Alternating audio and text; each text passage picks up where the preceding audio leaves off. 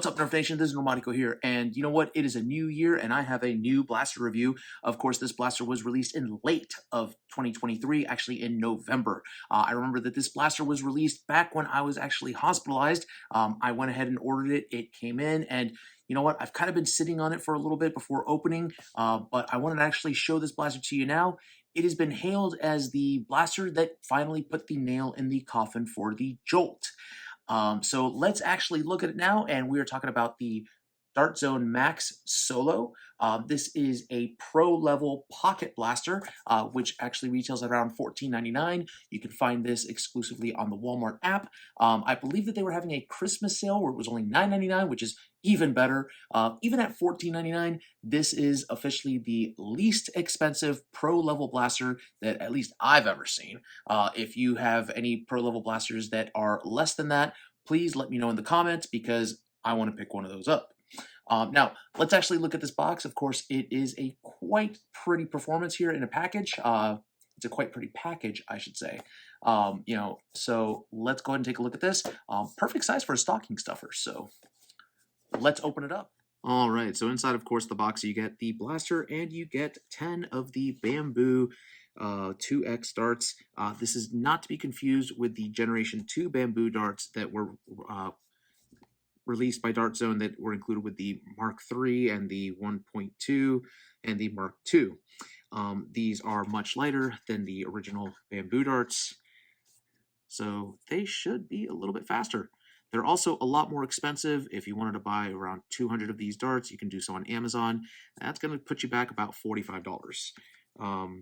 Yeah, I know that over the holidays, Walmart actually had the bamboo Gen 2 darts on sale for $200 for $20. I picked up a couple of boxes of those, but yeah, these have not gone on sale. I know that this blaster retails at around $14, but it is hard to find, unfortunately, because it is in high demand. Now, taking the blaster out itself, of course, it is a break action blaster. It is big enough to actually just fit in your pocket, and the way it works is as follows. You would load the dart into the barrel there. Of course, if you wanted to, you can front load it in a pinch. You do have a single Picatinny rail in case you wanted to install some sort of sight here. I have actually seen someone in the Central Ohio Nerf Club use one of my ridiculously oversized scopes on here, and it looks pretty funny. Who knows, I might attach it on there just for grins and giggles. And that being said, you would actually pull on this trigger. Let me just show how that works. You pull on that trigger, that drops down for loading. Of course, it does lock in place down here, but if you don't have it locked, you can't just flip it up like that in a pinch. I wouldn't necessarily recommend that because, of course, eventually over time, the friction here will cause that to wear out. But again, that's something that'll happen over time. Now, of course, pulling down on this handle, it does have quite the little prime here. So you can upgrade the spring. You can actually do a lot of modifications with this. I've already seen the modding community go to town with this blaster and increase the performance on this, but we're just going to go ahead and actually review this one stock. Of course, once you actually do load the dart in here, you pull the trigger and pew, out goes the dart. It does say that it gets up to around 122 feet per second with a distance of up to 120 feet.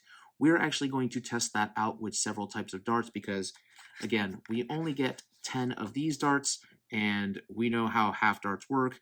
They get lost easily. So I'm actually going to test with these darts. I'm going to test with some max darts. I'm also going to test with the other Gen 2 bamboos, maybe toss in some worker darts there as well. And we're going to chronograph them and see how they perform. We're actually going to do a distance test as well because the weather is okay up here in Central Ohio, albeit a little bit cold. And yeah, we'll also do a little bit of accuracy. So stay tuned.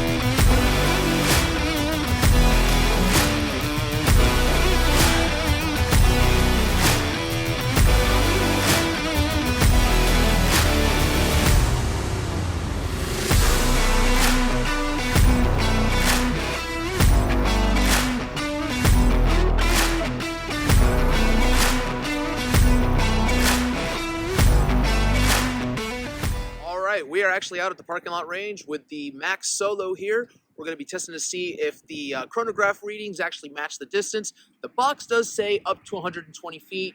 I want to test this out with some of the Max Ruby darts. We're going to test out with bamboos and some of the Worker Gen 3s that I have, as well as Elite darts. I am not testing with the Bamboo X2s. I call them the third generation bamboo darts from Dart Zone, only because I don't want to risk losing them because those are kind of expensive to replace. And I noticed that the chronograph, the Gen 2 bamboos, they have around the same FPS, so let's test with those instead. In here, we actually have the Ruby darts.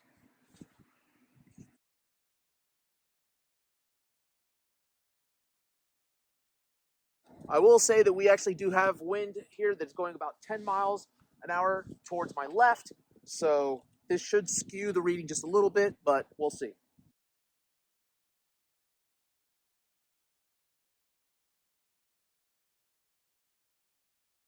Up next, we have our Worker darts.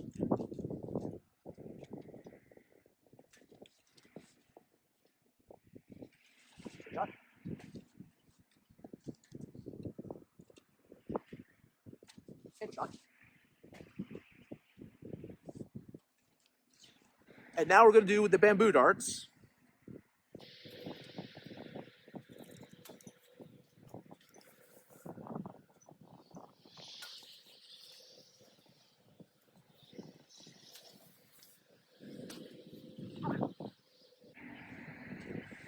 And now we're going to load up some standard Elite darts.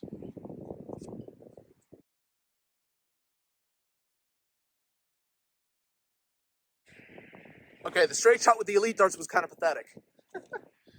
Oh. Let's try this again with an angled shot, see if we actually have some distance with these.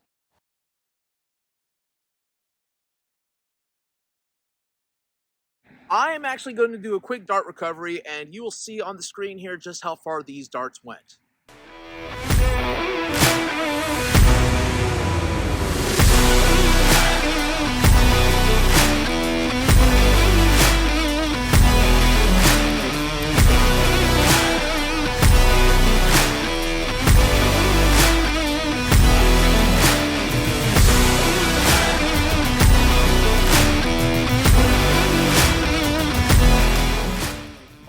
Alright, so we got up to 120 feet with the standard Elite 2.0 darts, so yes, it can get up to 120 feet. I will tell you though that the other numbers are skewed because I noticed actually as I was walking back, the way that the flag was actually flying showed that we were shooting into a crosswind that was actually going partially a headwind. So these numbers were definitely skewed. I believe that if we had no wind, and no wind gusts, because again, we did have up to 17 mile an hour gusts here, these darts would have gone well past the 120 to 125 feet. So yes, this is an accurate reading of 120 feet. We hit it with the standard Elite darts. I can only imagine what it would have been like with the bamboo darts had we not gotten caught up in a gust. So it's accurate, and it's honest. Up next, we're going to do an actions test, and I'll be back with my final thoughts regarding the Dart Zone Max Zero.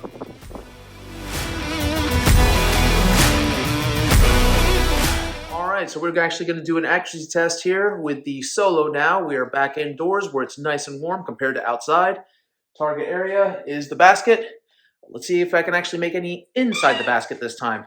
And Pixie is now playing with her toy in front of the camera. This should be fun.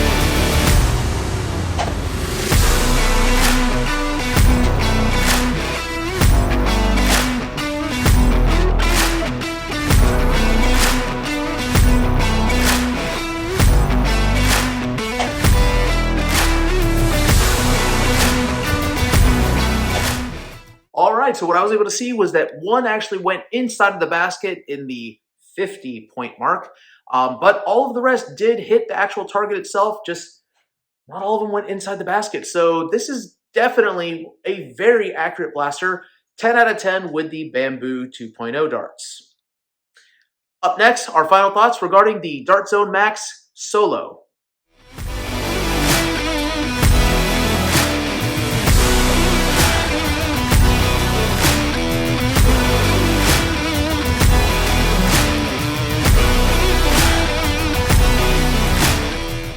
All right, so I am back with my final thoughts regarding the Dart Zone Max Solo. Yeah. To say that this is a Jolt killer, that is putting it lightly. This, wow, I can't even stress as to the value that you get with this blaster. $14.99 at Walmart. If you can find it online, go ahead and actually pick yourself one up of these. If they are out of stock, I've heard that there's going to be another wave coming out in January or in February. So just be patient, wait for it to drop, and then pick it up because, wow, this is an amazing little blaster. I don't know what else to say about this. For something that would be a backup blaster, it performs exceedingly well. We got 134 FPS with the provided Bamboo 3 darts, I should say. Even with the regular Bamboo 2 darts, you were still hitting the 130s. The ones that were on the lower end, the variants, I was actually able to look at the darts that were fired, and I noticed that some of them were actually already used and had been bent up a little bit. So I'm going to chalk that up to the variants why some of them went low and others were consistently in the 130s. The same thing also happened with the Ruby darts as well as the worker darts. Now, I will tell you that with the worker darts, I don't know what anyone else's experience is with them, but usually for me, once I've fired them off a couple of times, they start to decrease in performance. That's just me. So, of course, whenever I do my testing, I try to use fresh darts. This time I was using them from a bag of darts that I'd already tested with, that I'd actually used my Caliburn with. And so I'm surprised that, I should say, I'm not surprised that some of them had a significant drop.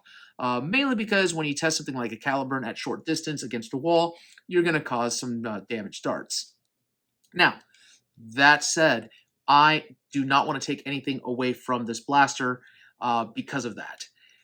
Distance-wise, it promotes up to 120 feet, and we got 120 feet with the standard elite darts. So, again, we were testing in a high wind area with a crosswind that also was circling around and creating a headwind. So with the Bamboo darts, we would have easily hit the 120 and above, I should say, had we not been caught up with the wind. One of the darts I saw, you couldn't really see it in camera, that when it shot upwards, the angled shot, which is basically the shot that where they measure how far it can really go. I saw that Bamboo dart, it got lifted up by a sudden gust of wind, which again, you're dealing with a 17-mile-an-hour crosswind. Naturally, things are not going to go as far as they should. So, that being said, I give it some grace when it comes to the half-size darts. But the Elite Dart did do just fine to 120 feet. So I'm going to call it a mulligan here with the half-length darts and basically give it an extra 10 feet. Only because of the fact that, again, if a standard Elite Dart can do that at 120 feet, I'm sure that the Bamboo darts could easily get 130. Accuracy, 10 out of 10. I mean, it's not often that I get 10 out of 10 shots that hit that basket area. I got one that went in. I even actually tried it again just to make sure it wasn't just a fluke. And we got 10 out of 10 again, so 20 out of 20 basically. The next time around, I actually got 4 darts that actually went inside the basket, inside the little target holes. So, again, fairly accurate, especially since you have no iron sight to speak of on here. You kind of have to actually use the Picatinny rail as a guide. Let me see if I can get that there. And even then, that's kind of flush with the rest of the blaster, so it's really hard to aim with this unless you actually have a sight. I can easily put a sight on here, but again, I just chose not to during the accuracy test. I was going to show you what it would look like with a comedic goofy sight. However, that large scope is not in my possession right now. It is attached to a blaster that I sent in to get repaired. Only because of the fact that, you know what, my modding skills are okay, but there was some damage done to a blaster that I needed to call someone that has a little bit higher skill set than my own. So hopefully we'll get that one fixed, and I'll be able to post a picture of what this looks like with that very silly scope on it, because it's humorous. I will tell you one thing: if you are looking to pick one of these up, this is very much like the rival Pilot. People have already made shell adapters for this, where you can actually adapt the barrel to shoot out mega darts. You can shoot out ultra darts, as well as rival and hyper rounds. So again, it is a very versatile blaster. Dart Zone did a fantastic job with this. It was kind of a surprise when it launched, because I, as a Vault member, got a notification to say, hey, coming soon. And then next thing I knew, it was on the Walmart app, and I had no time to prepare. So yeah, good job, Dart Zone. This is a definitely a better launch than what you had with the Omnia, where there was a lot of pomp and circumstance behind the actual launching, and then we got the Gen 1 debacle, or I should say the first wave debacle, with the trigger lag, and even though I didn't suffer from it, the darts going to the right. Which, if you did have that with your Gen 1, again, I apologize. I know that when I made my review video, I thought that I had gotten a hold of a second wave because everyone was saying how bad the Omnia was. I didn't see it. In fact, even my trigger lag didn't show up until much later on. So, but Dart Zone as a company did do the right thing by releasing the second wave and providing everyone with a free blaster when second wave came out. So then you have this coming in at $15. Yeah, I'd say the Dart Zone had a great end to 2023 in spite of all things. I want to thank you all for watching Secondhand Blasters. Right now, I actually have to go to a funeral service because, yeah, Nerf Jolt, 2011 to 2023. Death by Dart Zone. Until next time, keep on blasting.